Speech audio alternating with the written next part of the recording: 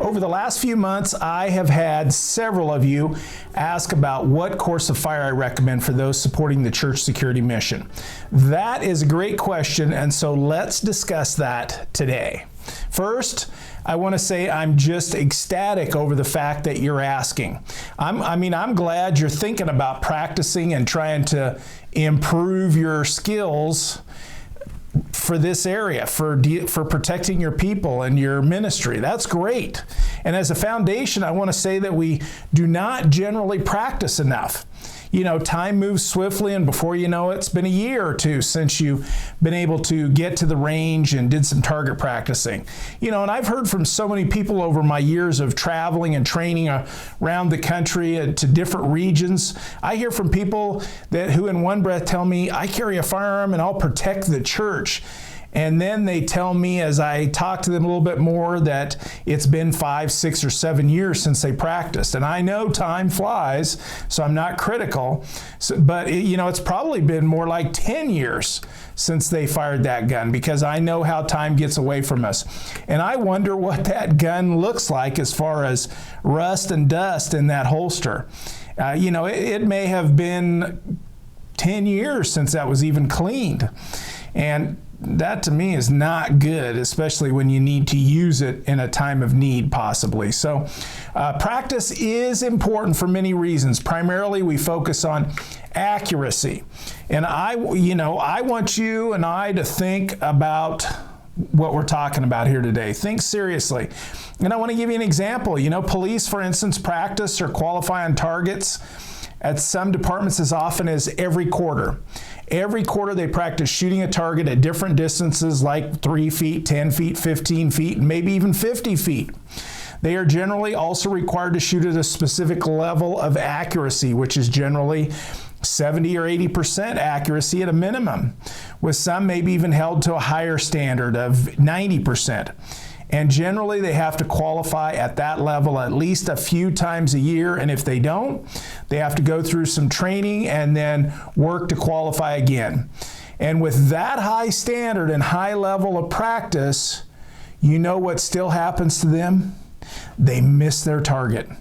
When they're in an actual firefight with a suspect who's shooting back at them or threatening them with a weapon, adding that stress of that actual incident still makes for difficulty in hitting their target.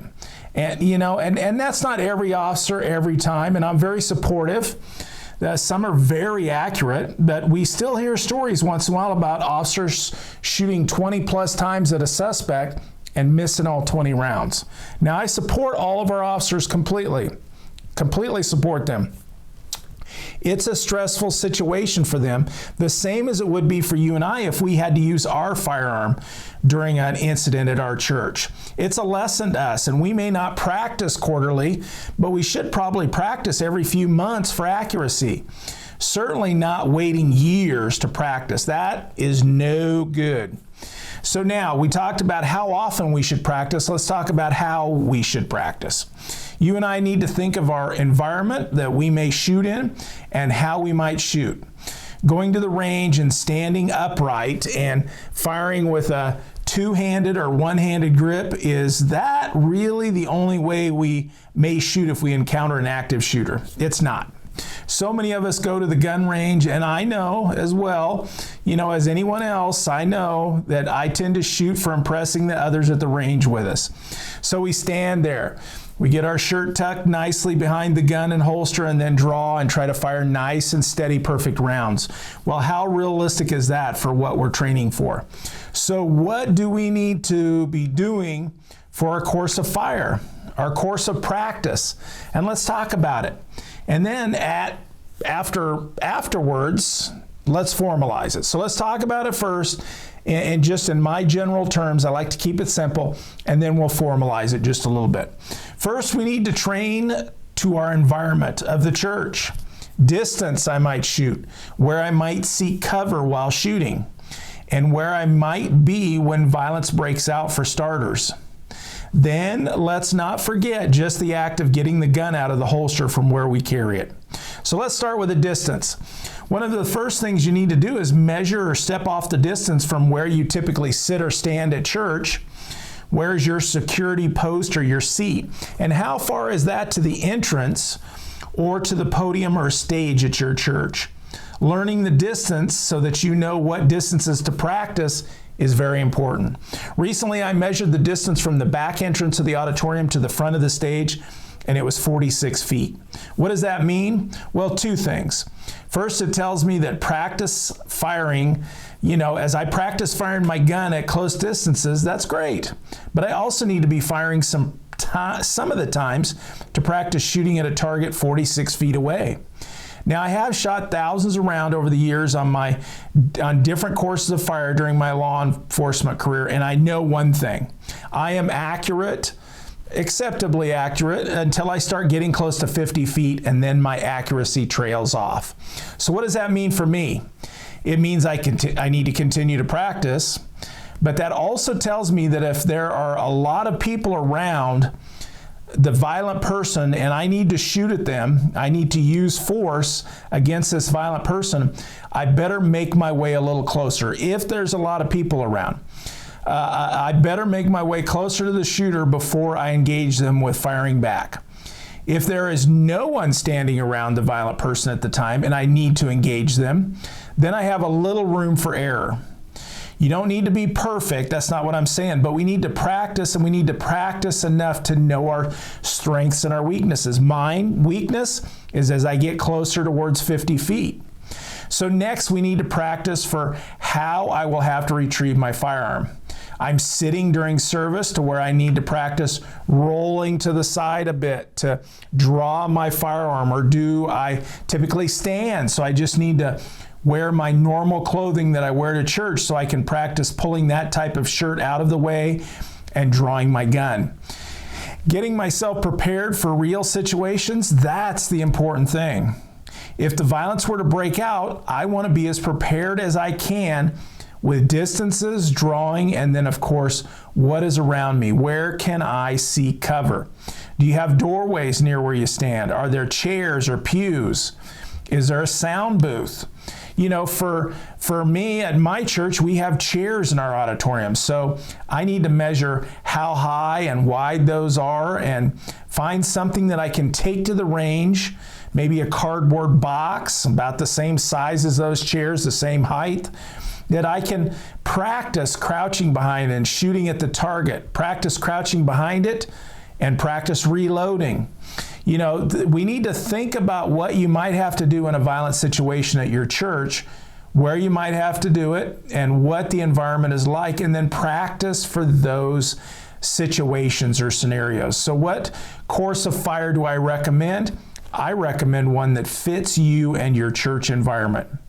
Practice the distances you may shoot at. Practice drawing while you wear what you wear on church days. Practice drawing from a seated or standing position. Practice at the range shooting from behind cover that simulates what you would have at church. Something chair-sized, pew-sized, and so on. Now, there's still a lot. There's a lot for us to talk about, like more and more practice of just holstering and drawing your gun, some dry fire practice, making sure your gun's unloaded, and some scenario training with an unloaded firearm or an orange handle practice gun. The list really goes on. It just helps us get better and better. These items we just talked about are the course of fire I recommend. Oh, and how accurate should you be when you're shooting at a target? I think most professional agencies like law enforcement, criminal justice groups who require firearms and firearm training require at least 70%. Many are at 80 or 90%, which equates to having a silhouette type target and picking the outer ring and shooting 50 rounds at various distances, those 3, 7, 15, and 50, those various distances, and getting at least 70% of the rounds inside that ring. And that ring around the target, the silhouette target. And now, and that's a loose description, I want to make sure and say, but for most of us, that is a great start. Going from not practicing enough or hardly at all to this, that's a good start. You can look up what police academies use for standards and targets, or talk to an NRA instructor if you want more details. But going from what most of us do now, like I said, which is stand and shoot, to practicing these 4 items we mentioned and shooting at distances of 7, 15, 50 feet and others that you see necessary for your environment, and getting at least 70 to 80% of those rounds inside that ring, that begins to get us much more focused and understanding our abilities. Then we can work on more detailed courses of fire. That may even cost us money to participate in those as the next step. But start with the simple stuff. Do something, start simple, and then progress up to these fancier things once we get a little bit of practice time. And if you're already doing lots of practice, look for those more formal courses through the NRA or through what police academies are doing. Read up and find out what targets they're using and what their standards are. Very important for us to be more prepared if it were to actually happen and be a stressful situation that we can work through. That's the important thing. And as always, I thank you so much for joining me today and taking the time to get better at protecting your people and your church. And I hope that you stay safe and secure until I can catch up with you again on the next video.